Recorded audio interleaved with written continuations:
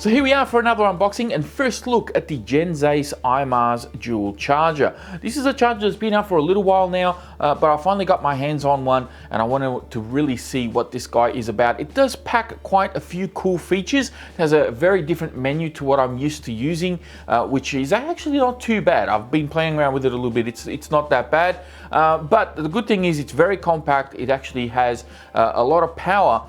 And it is AC and DC compatible as well, so it actually, you can use it out on the field if you want to as well. As you're showing the unboxing, you get a bunch of cables here. These are all with XT60s on the end because that's what you plug into the charger. And you also get some EC3 at the other end, some DINs and some EC5. I'm a little bit disappointed they didn't include any XT90s. I think that would have been kind of cool instead of the DINs maybe, but it doesn't really matter. You got plenty of cable here. Just snip off the ones you don't use and put on your own connectors, entirely up to you. You also get a USB cable. This is primarily for firmware updates and things like that, so that's included in the box. And you also get a power cable, which is currently out of shot because I'll be plugging this in very shortly and showing you how it all works. And lastly, you get the user manual. Now, the user manual is actually not too bad, but I was trying to find something that I wanted to do with the charger earlier on, and I didn't find it in here. Maybe I didn't look in the right spot, maybe I missed it, but it does look like there may be something missing maybe from here, but we'll get to that a little bit later on. It does have some pretty cool, interesting features, which we'll discuss in this unboxing.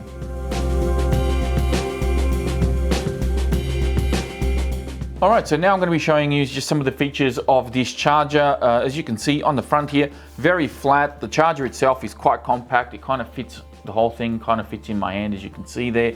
It's very lightweight as well. It does have some silicone rubber feet underneath here. There's no ventilation or anything like that underneath, but it does have a great big fan on the side. This actually sucks the air out, so it blows out. So make sure that this is not obstructed by anything when you're charging your batteries, because you need airflow. On this side, you can see where the power cable goes into. You've also got the little port there for the USB, which is kind of recessed in there.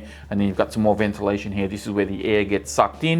And then on the back, you've got some warning. You've got a whole bunch of writing and things like that. There's some specs on the back of the charger as well. If you want to maybe pause the video, I'll see if I can get that to come up there. There you go, and you can have a look at all the specs on the charger, and it's actually pretty good. I mean, this thing can charge, if my eyesight is good there, it can charge a maximum of 30 amps, but there's a trick to that. It's not 30 amps per channel. Otherwise, you can do a maximum charge current of 15 amps per channel, which is pretty good. You can also discharge, I think, a maximum of 3 amps per channel, although I haven't been able to achieve that as of yet, so I don't know if that only works with the DC output, but it does pretty much every LiPo, every battery chemistry under the sun, and it should work pretty well. Very nice flat screen on the top here. Got 4 push buttons which will help you navigate through the menu. So without further ado, let's plug this guy in, and you'll see how it kind of boots up. The fan starts up for a little bit and then it goes silent, and that's your main screen, right? So now you've got port A and port B. If you want to get into the charger parameters and sort of play around with some diagnostics and things like that, press and hold this enter button over here, and it'll bring up a separate screen. So this will have things like system parameters. So if you press enter, you can change the language, max input power, minimum voltage, the backlight, how bright you want it to be. This is where you change the volume for all the beeps and everything else. So like I said, I turned off the beeps because it was really annoying. Complete voice for repeat. You can have this set in a couple of different ways. You can have it just a one time, or you can have it on repeat. I've got mine on repeat, so when the battery's finished charging, it just keeps beeping and letting you know. It says voice, but it doesn't actually speak. It's just a beep to let you know that the battery's done. You got factory reset over here, and then you go back on that one right there. If you go into task parameters, this is a pretty simple one. So safety time. So if you want to, for example, if you put a battery on charge and you don't want to charge for longer than an hour, even though the battery may take longer than an hour to charge, you can set that up here on your time. Also, same thing with capacity input. So if you want to do 5,000 milliamps is max. The problem with that is when you've got bigger batteries like 10,000 milliamps, whatever, you're going to have to, the charger will charge to 5,000 milliamp, and then you'll need to start the charge cycle again to top up the rest. So I've left it as is. This is how it's come out of the factory. We've got like 1,440 minutes and what is that, 999,000 mAh and some change there. So I've just left that as is. If we keep scrolling down, you got channel A calibration. Interestingly, you got to plug a battery into this, and basically it just gives you like a readout. I don't know how this functions exactly, but you've got both channel A and channel B calibrations. You got system self-check.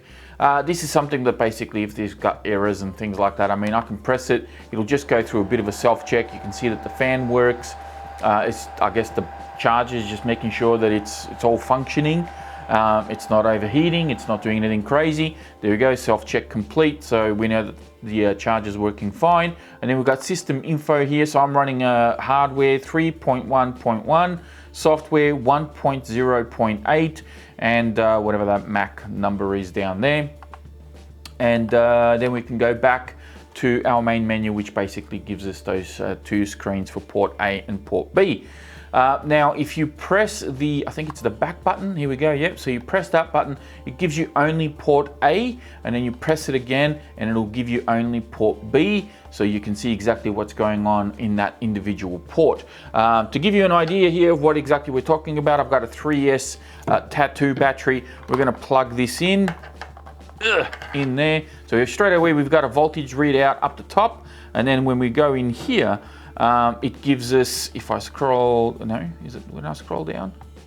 No, here we go. When we go into it, so when we press the back button, so channel A, it gives you straight away, it gives you a voltage readout of the cells. Now, these cells are a little bit higher than 3.8 because I've been sort of mucking around with the charger and doing some things.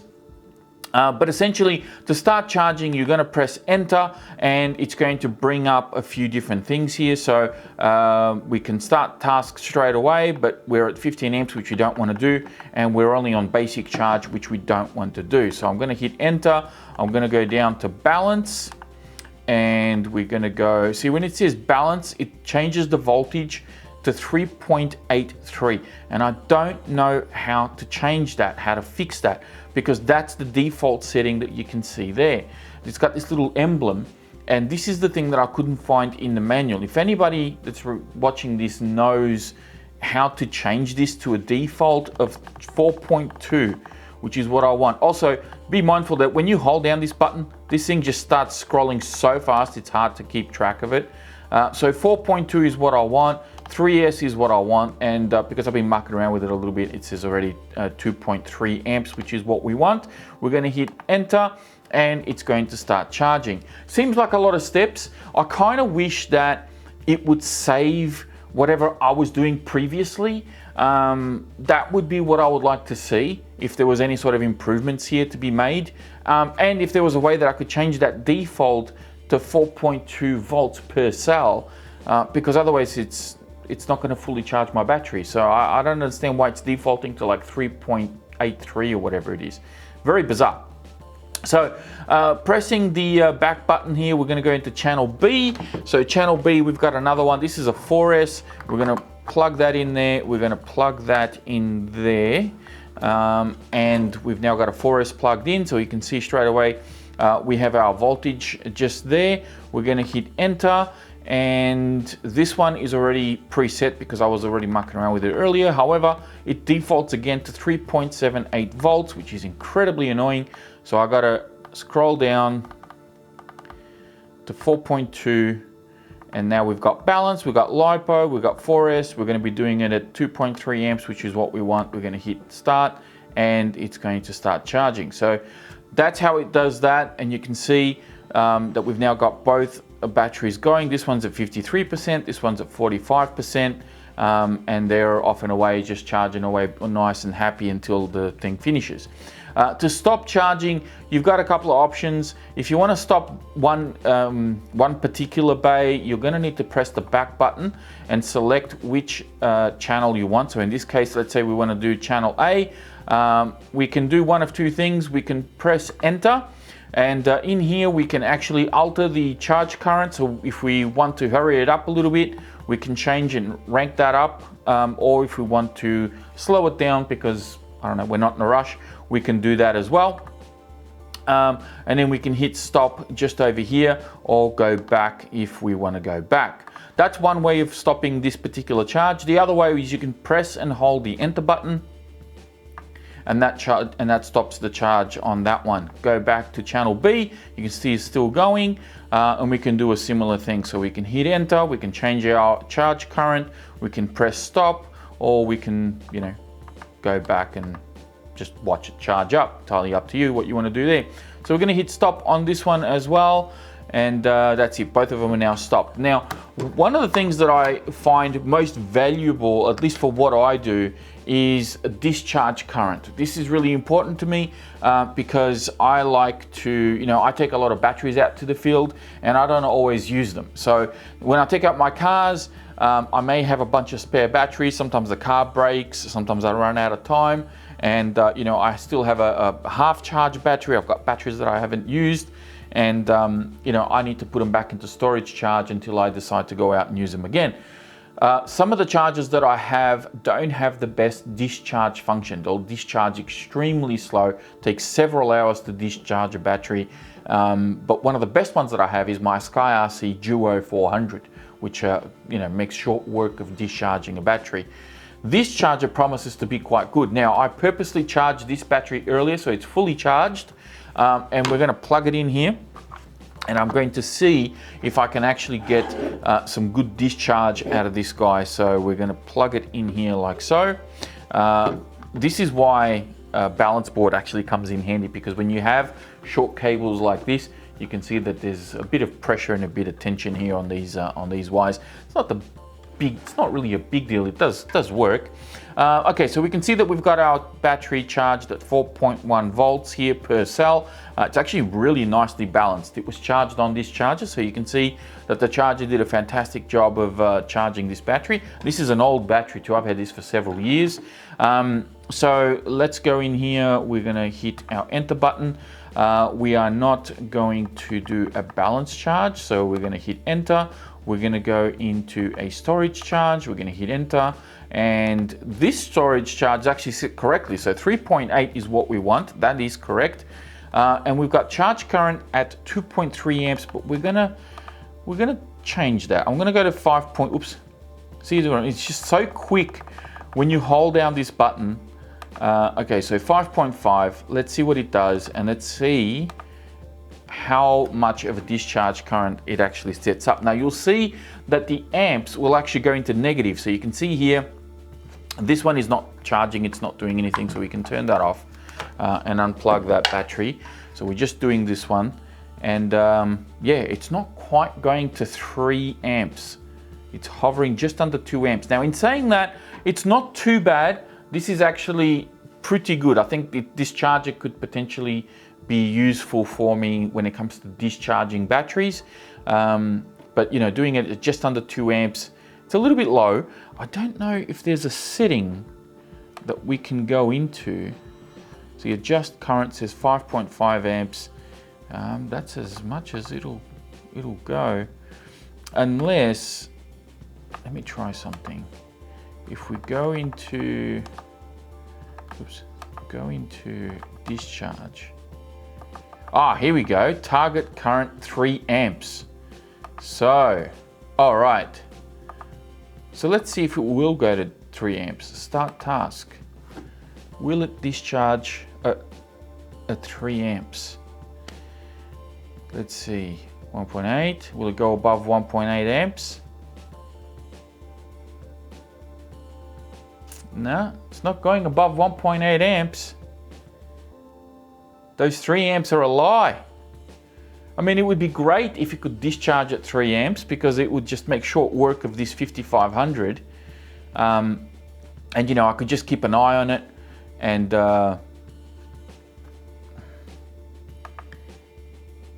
So let's go stop. And it's got, okay, so it's got cell voltage at 3.6. So if okay, and you can change that to 3.8. So I could technically storage charge it on the discharge setting if it would go to 3 amps. But it doesn't seem to go there, which is really disappointing because it would make really short work of big batteries like this. And this is only a 2S. I don't know how this is going to handle it on a big 6S, something that I'm going to be going to be looking at into the future. And it'll be good for when I actually do a comparison with all the other chargers that I have. So I'm curious to see what's going to happen, and as I toy around with this a little bit and run bigger batteries through this charger. But it is good that you can actually set it on a discharge with the 3 amp setting at 3.8 volts. So it should stop at 3.8. But 1.7, 1.8, like what's the bottleneck here? Why won't it go any higher than that?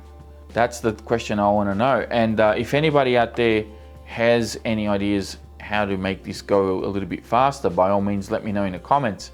But it does give you very good information here. I mean, you've got temperature of the actual charger itself. You've got percentage of the battery. You've got how many milliamps have been sucked out of it, what its rating is on negative amps. Now the fan's kicked in. We've got a timer up here to tell us how long it's been doing this for. And then of course we can go back to the main screen and see what the other channel's doing. This is channel A and this is channel B and doing its job. So it's actually dropping down to 1.2 amps. It kind of fluctuates a little bit, but it is not going anywhere near 3 amps on this.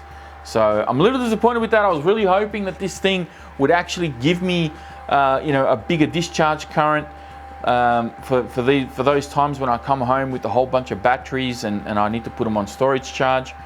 It seems to be holding steady at 1.8 now. I wonder if it's going to kick into high gear at any time, but it just doesn't look like it.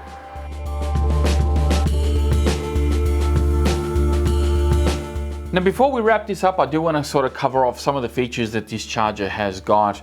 One of them being that you can actually charge a battery using both ports. And this is where it gets that number of charging up to 30 amps, which is absolutely insane to charge a battery at 30 amps. But if you do have a battery that's big enough or you want a really, really fast charge, there is a way to do it.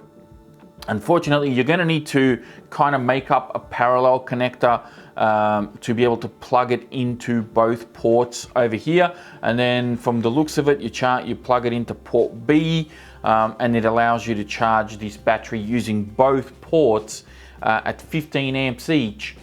Straight into that one battery. I don't know anybody that would actually use that feature, but I mean, charging a battery at 30 amps is absolutely insane. And if you've got, maybe a big drone battery that's like a 15,000 milliamp or something like that, or 20,000 milliamps, as some of those big drone batteries tend to get quite huge for those massive drones, and you want to charge up at a pretty good rate, this might be one way to do it. How effective that is, I don't know, but it does have a lot of menus in here. There's a lot of step-by-step guides of how everything sort of works, what all the menus do and all this sort of stuff. So it is a pretty good manual overall. It does have a couple of languages as well. So you've got English, Dutch, and I don't know if that's Chinese or Japanese or whatever, but that's, yeah, very foreign to me. So yeah, that's pretty much it in a nutshell. That's the IMARS Dual Charger. I'm going to be toying around with this one a little bit more as time goes on. I'm going to be using it, setting it up downstairs and really putting it to the test, charge up a whole bunch of different batteries, big 4S's, 6S's, all my little plane batteries and car batteries. I've got several different ones to test this out with, and seeing if this is actually going to be a good charger to either take to the field. Maybe it could be one that I could really keep in my bag because it's quite small and compact and lightweight.